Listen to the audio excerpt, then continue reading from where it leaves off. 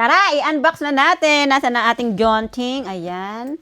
Gaya ng ginawa ko kanina, wag nating wawasakin ang box. Wasakin na ang plastic, wag lang ang box. Ayan. Dito muna natin unahin sa gigedli. Ayan. Alam nyo, pag dito kayo bumili ng camera sa ibang bansa, you can really tell na legit. Kasi yan naka-plastic pa.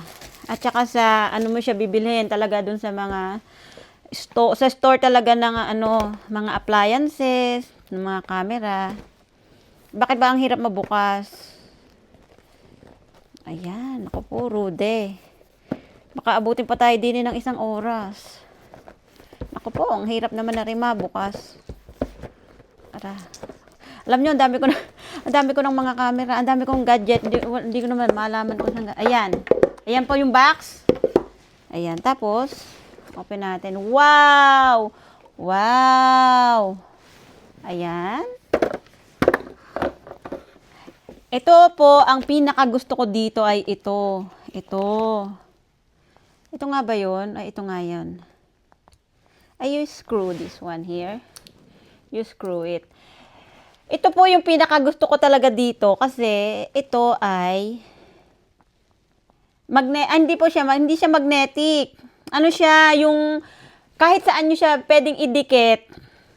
Nag-airplane kayo sa window, yan. Ayan, ito talaga yung pinaka gusto ko. Tapos, ito ay ikakabit nyo dito sa ball-headed na to. Ayan, ikakabit nyo po yan dyan.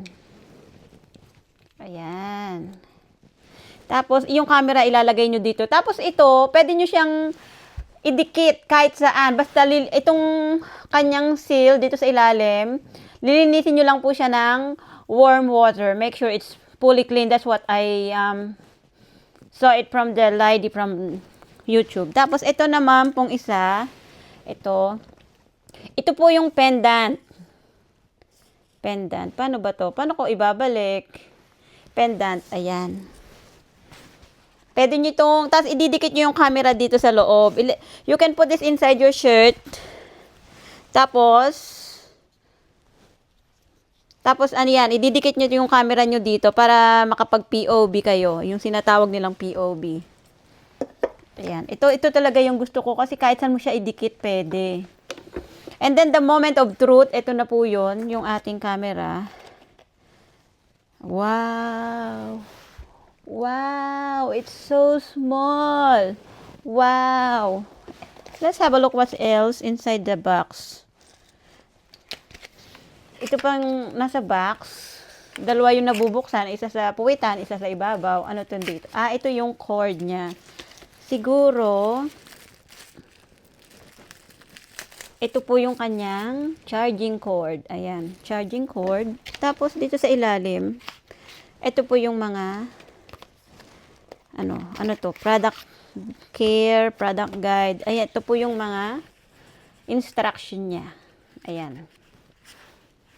Bali kapag dinownload ko to sa phone ko, hindi ko na problema kasi meron po akong Insta360 X2, X4, at saka meron po ako nung Insta360 yung yung gimbal nila. Ayan. Ayan po yan.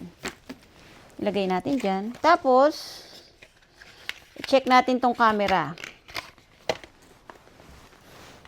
With this camera, ang liit lang niya, tingnan nyo. Ito po, natatanggal. Tanggalin natin yung sticker dito. Ayan, tanggalin natin. Sticker number 2. Paano ba ito tanggalin? Paano ito tanggalin? Ayun. Dito po sa side, may button, tiny button, that you will click. Tama ba? Ayan. Ayan, ako po, rude. Ang higpit. Ang higpit po ng magnet. Ayan, natanggal na. Tapos, ito na po yung pinaka-camera niya. Aba, kita nyo naman, kasukat lang siya ng aking thumb. Tanggalin natin. Ito po ay yung inyong pwedeng idikit dito. Yan. Tapos, ilalagay nyo siya dito sa loob ng shirt nyo. O, diba? Antaray. Antaray mo. Ano po yung magnet niya, ma? Wow. Ano yung magnet niya talaga. Ayan. Hindi ko muna siguro tatanggalin yung cover ng lens kasi hindi ko pa naman siya gagamitin. Kasi nag-avail ako ng, ayan, bari, ganito po siya. Ito po ang kanyang, anong nga yan? Wow. Ayan flip up screen. Tapos ito, pwede nyo po siyang gawing remote control. Try uli natin tanggalin. Ayun. Ayan siya. Ibalik natin. Ayan. Ayan ang saya-saya. Ayan ang saya-saya. Siguro, i-charge ko muna tong camera na to. Tapos, hintayin kong ma-deliver yung mga accessories pa na mga pinagbibili ko. Sana, hopefully, dumating yung accessories bago yung Darwin trip namin. Ayun lang po ang video natin. Bye-bye!